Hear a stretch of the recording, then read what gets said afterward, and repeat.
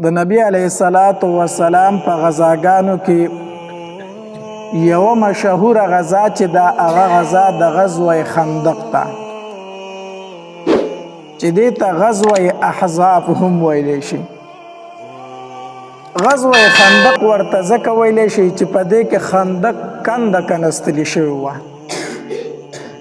او غزوه احزاب ورته ځکه ویلی شي چې احزاب جمع د حزب ده، او حزب په عربۍ کې ډلې ته ویلی شي. او په دې غزا کې هم د عربو مختلفې ډلې یو ځای شوي وي د مسلمانانو خلاف، نو ځکه ورته غزوه احزاب هم ویلی شي. غزوه احزاب یا غزوه خندق دا په 5م کال د هجرت د نبی علیه الصلاة والسلام شوی دی. د شوال میاشت و د ورکوټي اختر میاشت. د بنو نظیر یو کس و چې د هغه نوم حوی ابن اخطب و. دا بنو نظیر یهود و، نبی علیه الصلاة والسلام د مدینې منورې نه جلا وطن کړي و، ایستلي و د مدینې منورې نه.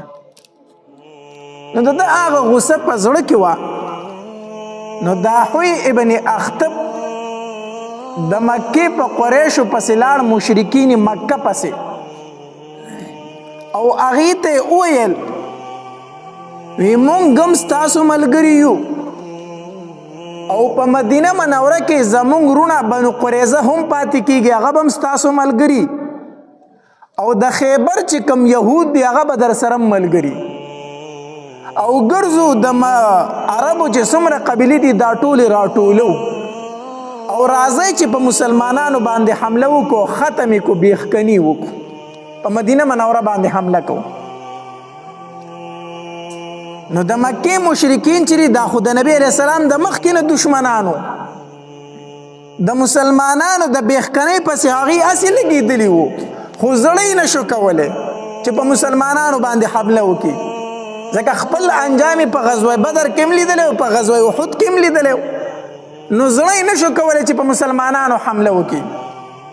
نو دی حوی ابن اخطب ورته وی دا ځل در سره مونږ تمام عرب یو ځای کوو، او راځئ په مدینه منوره به حمله وکړو، مسلمانان به ختم کړو. د مکې مشرکین په دې باندې رضا شو. بل یو کافر و د هغه نوم دی کنانه ابن ربیع، دی لاړو او د مکې او د مدینې منورې په دې منځ کې یوه قبیله پاتې کېدله چې هغې ته به بنو عطفان وي. نه بنو عطفان چې دا اجرتیان خلک و، هسې د سارا غونته خلک خو اجرتیان و، چا به چې مړی کو دوی له به پیسې میسې ورکړه، دوی به پیسو باندې مړي کول. نو دا کنانه ابن ربیع په دې بنو عطفان پسې ورغې، ویره تاسو د مکې د مشرکینو ملګرتیا وکړئ، ځکه ستاسو دین او د دوی دین خو یو دی. مسلمانان ستاسو هم دشمن دي، د مکې والو هم دشمنان دي، هغې د حملې اراده کړې ده، نو تاسو ورسره ملګرتیا وکړئ چې دا مسلمانان په یړه باندې ختم کړو. دا خو اجرتیان خلک د هغوی خو د پیسو سره کارو. نو تمه یې وله هم ورکړه، تمه یې وله دا ورکړه وی د خیبر چې څومره کجوري کېږي که نه، د هغې نیمې کجوري به مونږ تاسو له درکو. اوس دا خو لوی مال دی که نه، یو سړي ته ته ووایي زما ملګرتیا وکړه او د بونیر چې څومره غنم دي نو دا نیم غنم به تاله درکومه، نو دا خو څه لږ فصل نه دی. نو کنانه ابن ربیع دی بنو عطفان ته وویل وی د خیبر چې څومره کجوري دي، مشهورې کجوري دي، د هغې نیمې کجوري به مونږ تاسو له درکو، خو ملګرتیا خو وکئ. بنو عطفان هم تیار شو، دا خو سخت جنګجو خلک و، مړي به یې په پیسو کول، بدماشان به یې خلکو له ورکول په پیسو باندې، دوی ورسره هم ملګري شو.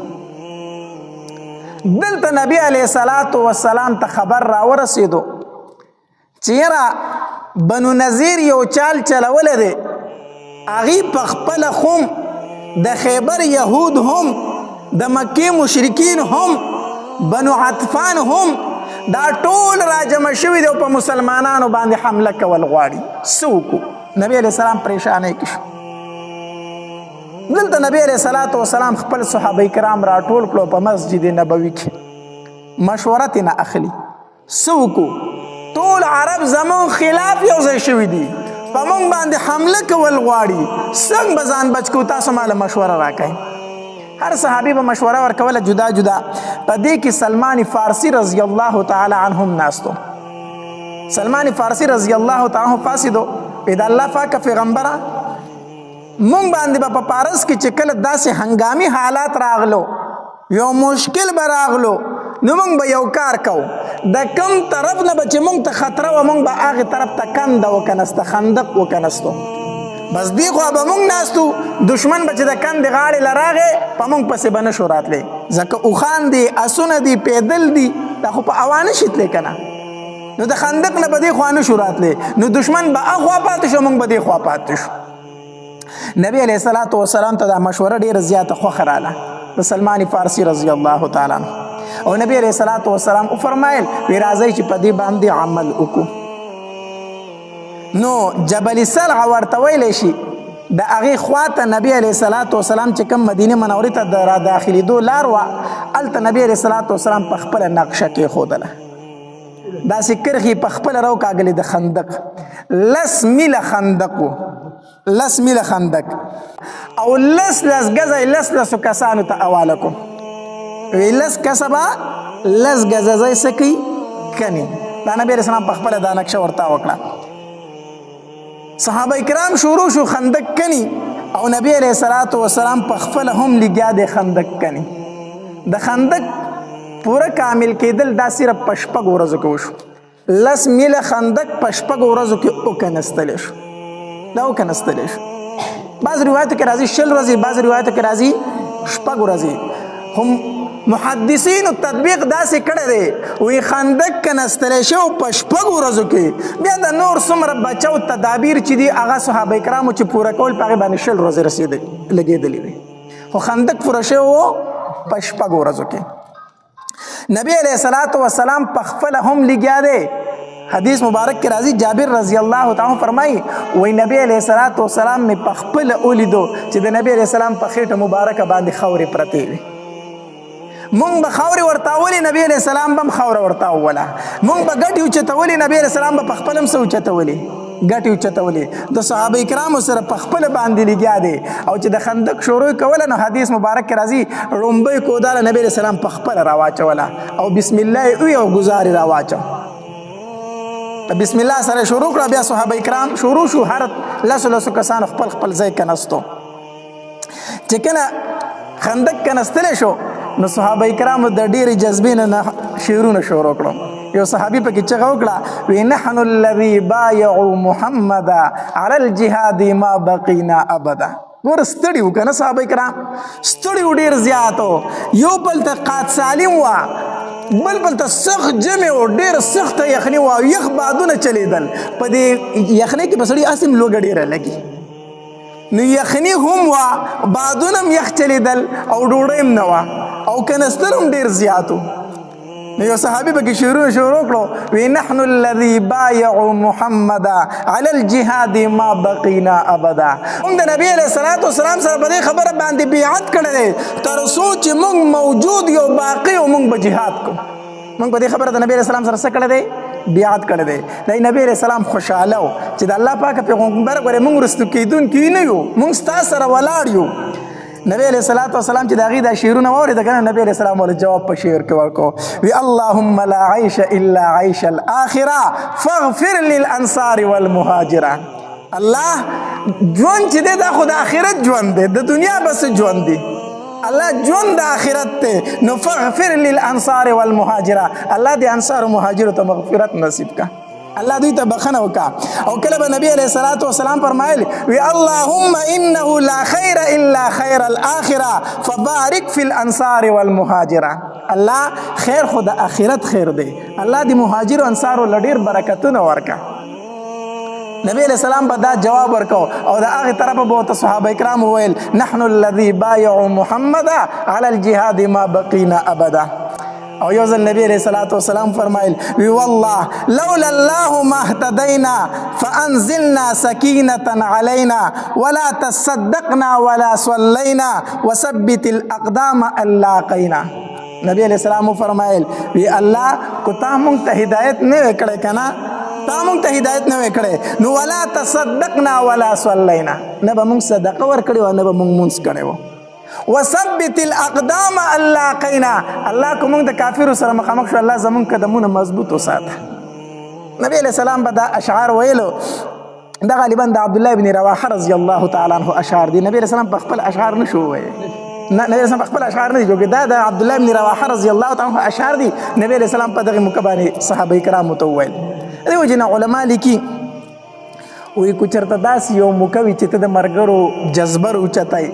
ملګري ستړي شوي دي هغه په جذبه کې راولي وایي د هغې دپاره ته اشعار ویلی شي خو دیني اشعار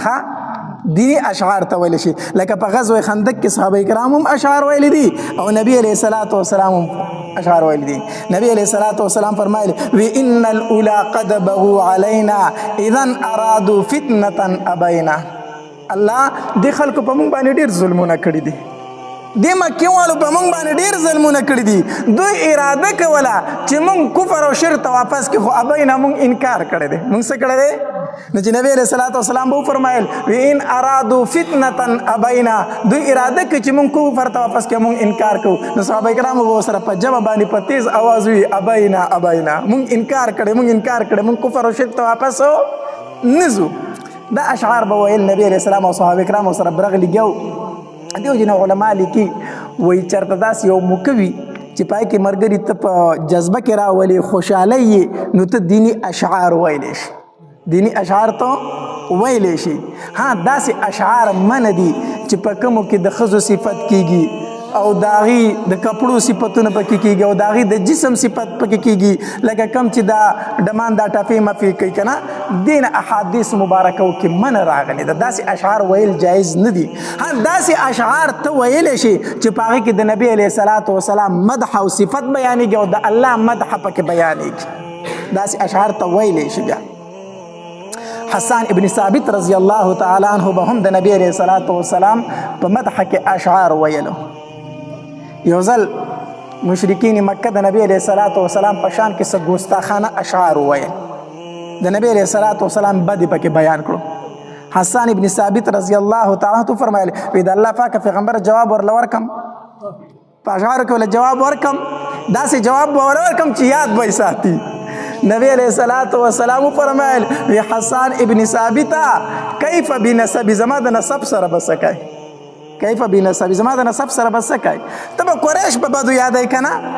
ته به بنو هاشم په بدو باندې یادای کنه نو دا خو زما نسب دی نو تر قیامت پورې به خلک بیا دوی ته پاتې را دی وی په اشعارو کې به یادای نو کیف بنسبی دا خو زما د نسب خلک دی نو ته چې دوی په بدو یادای نو دا خو زما د نسب بد بیانول دي تر قیامت پورې حسان ابن ثابت رضی الله تعالی عنہ فرمایل پیدا الله پاک پیغمبر تماله اجازت راکا ستان نسب بت داسی وباسم لکه دوړونه چې خلک ویخته وباسي لکه دوړونه چې ویخته وباسي کنه داسې به ستان نسب ز سیټ تکم ستاد نسب نوم به پکې نه راځي خو مال اجازت راکا چې صرف ستاد طرف نه ولزه جواب ورکم نبی علیہ الصلوۃ والسلام ورته اجازت ورکو حسان ابن ثابت رضی الله تعالی عنہ نبی علیہ السلام په مدح کې اشعار شروع کړو نبی علیہ الصلوۃ والسلام دومره خوشاله شو وی الله د حسان ابن ثابت حفاظت په جبرئیل امین سره وکا د حسان ابن ثابت حفاظت په چا سره وکا په جبرئیل امین سره الله د حفاظت وکا نو د نبی علیہ الصلوۃ والسلام په مدح کې په صفت کې اشعار ویل جایز دي یو ځل په مسجد نبوي کې حسان ابن ثابت رضی الله تعالی اشعار شروع کړو عمر رضی الله تعالی ته غوسه شو وی حسانه په مسجد نبوي کې د نبی علیہ السلام په جمعات کې ولاړ او ته اشعار وای نو حسان ابن ثابت وی ابو هريره څه شو مال ابو هريره لګرا ولای وی ابو هريره ته وایا ابو هريره ته وایا حدیث چې ما په دې مسجد کې د نبی عليه الصلاه والسلام د وړاندې اشعار ویلي دي او نبی عليه السلام مال داد را کړی دی ما ته شاباسه را کړی دی نو علما لیکي چې په مسجد کې داسې اشعار ته ویلی شي چې پای کې د نبی عليه الصلاه والسلام صفت بیانېږي د نبی عليه السلام پکې څه بیانېږي صفت بیانېږي نو دا ناتخوانان چې کمی د دوی قدر پکاري د دوی عزت پکاري خو هغه ناتخوانان چې کم نیکمله ناتخوانان نیکمل ناتخوانان چې د نبی علیہ السلام صفت بیانې مدح بیانې داغي عزت پکار دی داغي احترام پکار دی کم کسان چې نعتونه د ټپو په طرز باندې کوي داسې نعتونه او داسې نظمونه ویل بیا جایز نه دي چې هغه د ګانو په طرز باندې نعتونه وایي نو داسې جایز نه دي ځکه چې د نعت شروع کی نظم شروع کی نو یو بل ته دوه تنه سترګې وویل که د پلانکۍ ګانې په طرز راواغست نو چې ستا په نعت باندې هغې ته ګانې یادېږي نو دا به ته کومې ثواب ولري نو داسې نعتونه ویل نه دي پکار ها نو خبره مې دا کوله چې نبی علیه الصلاة والسلام په غزوه خندق کې صحابه کرامو هم اشعار ویل او نبی علیه الصلاة والسلام به ورله هم څه ورکو د شعر جواب ورکو خندق که نستلی کېدو لسو تنو ته لس ګزه ځای ورکړو چې دا به کنی نبی علیه الصلاة والسلام هم د نخو کسانو سره ملګری شو لسم ځان حساب کړی و لسم پکې نبی علیه السلام پخپله نو هلته صحابه کرامو د هغې په حصه کې په هغې کنده کې غټه راله لویه تیږه پکې راله نو اوس هغه خو ماتول پکار و ځکه که هغه پرېښودلی شوی خو کافر به بیا راوښتېدل که نه ټولو صحابه کرامو فی وس وکړو خو ماته نه شوه یو صحابي راغی د الله پاکه پیغمبره زموږ په هغې حصه کې ګټه راغلې ده ټول ملګري پرې ستړی شو او ماتېږي نه نو نبي علیه الصلاة والسلام ورته وفرمایل وایي زه درکوزېږم راغی نبی علیه الصلاة والسلام پخپله او داسې هغه پلکي یا سخسوره یا هر شی هغه یې راواغستو چې هغه یې راواغستو حدیث مبارک کې راځي جابر رضی الله تعالی فرمایي وایي چې نبی علیه السلام ګزار را پرېښوده زه ډېر سخت خفه شوم ځکه خفه شوم چې نبی علیه السلام داسې لاسونه مبارک اوچت کړه که نه نو د نبی علیه السلام خېټه مبارکه ښکاره شوه پای پورې ګټې تړلی شوي نبی علیه السلام ګېډه پټه ساتلې وه خو چې داسې لاسونه یې اوچت کړو ګېډه مبارکه ښکاره شوه پای پورې تیږه تړلی شوې وه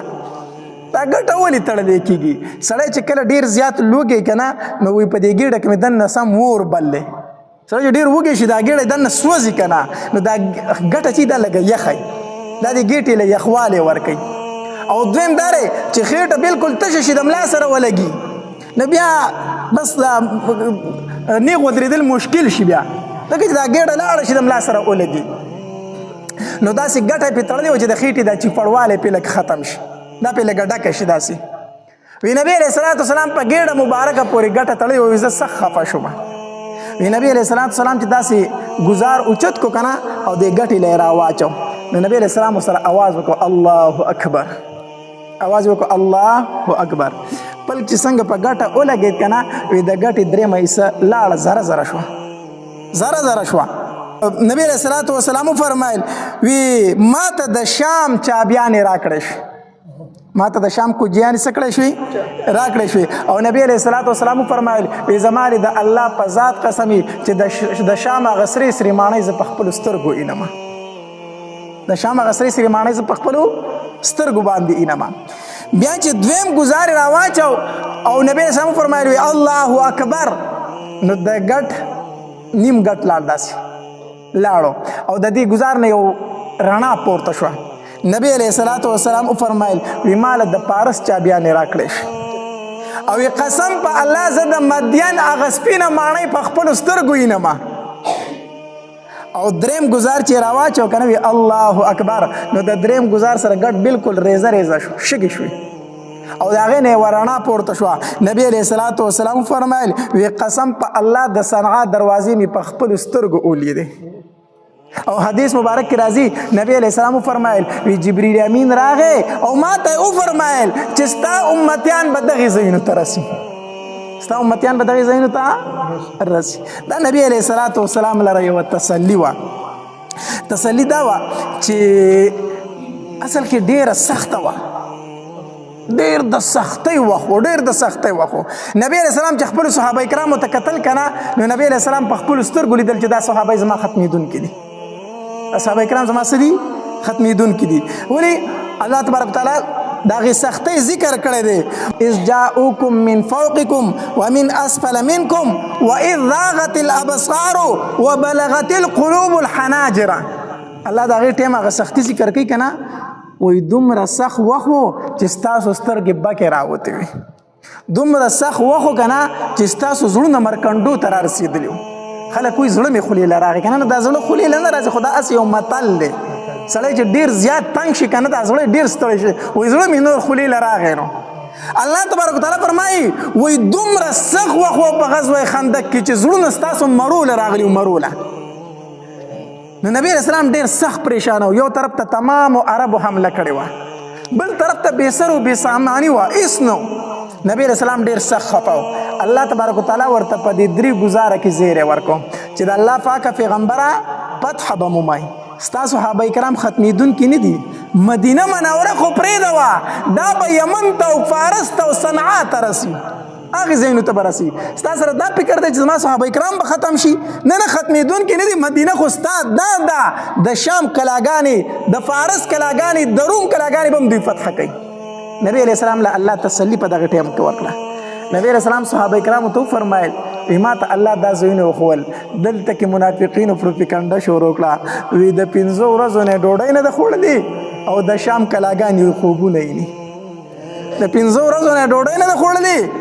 او ځان له کندې کني ځان بچ کوي، او د شام د کلاګانو خوبونه یې چې موږ به د شام کلاګانې فتح کوو، موږ به د فارس او د روم کلاګانې فتح کوو. وی داسې کې دا پروپیګنډې شروع کړې. جابر رضی الله تعالی عنہ فرمایي وی کله چې مې وکتل نبی علیه الصلاة والسلام د مخ مبارک ته چې تک زیړ شوی د لوږې نه، د لوږې په ډېر سخت اثر دی، برداشت رانه ونه شو. لاړم کور ته، خپلې بیبي ته مې وی چې په کور کې څه شی شته دی، کور کې څه شته دی؟ هغې راته وی چې یو سوغ وربشې شته دی. نو یو سوغ چې 3.5 کیلو ترېنه جوړېږي، هغه وخت کې کیلوګان نو که نه، وی چې یو سوغ وربشې شته دی، 3.5 کیلو وربشې شته دی. ما ورته وی چې ته مې چنې ته کېنه دا 3.5 کیلو وربشې ته وړې که،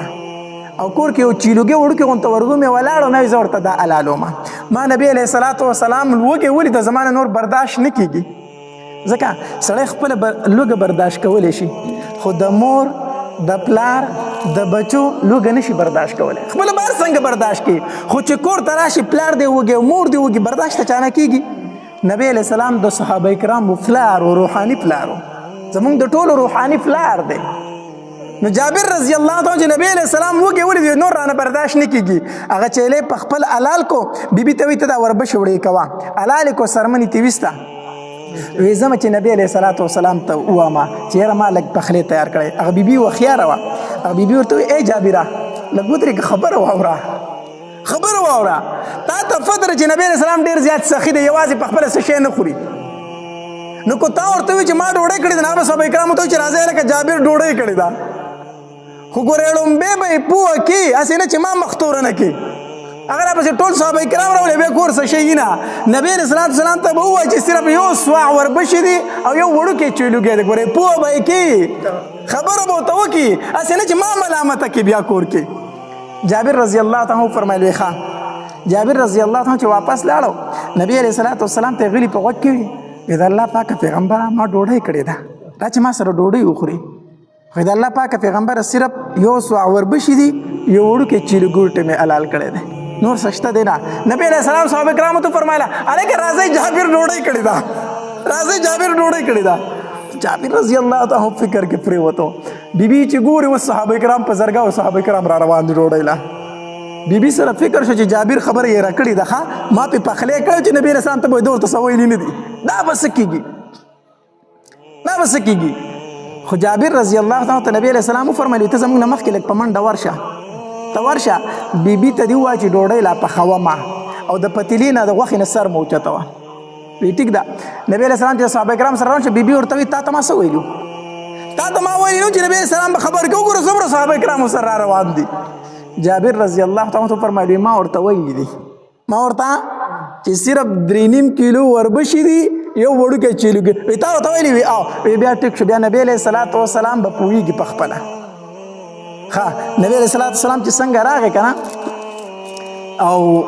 جابر رضی الله تعالی بیبي ته یې وویل وی ته ورسره ملګرتیا وکړه او ډوډۍ پخوئ، تنور کې ډوډۍ پورې کوئ، تودې تودې راوړئ. په خپله یو کاسه راواخسته، سمسۍ نه، کاسه راواخسته، صحابه کرام یې په خپله کېنول، کاسه یې راواخسته، په کاسه باندې د پتیلې نه سالن راخلي او په خپله ډوډۍ وړه وړه کوي، په کاسو کې ماته یو شوروا پې د پاسه اړئ،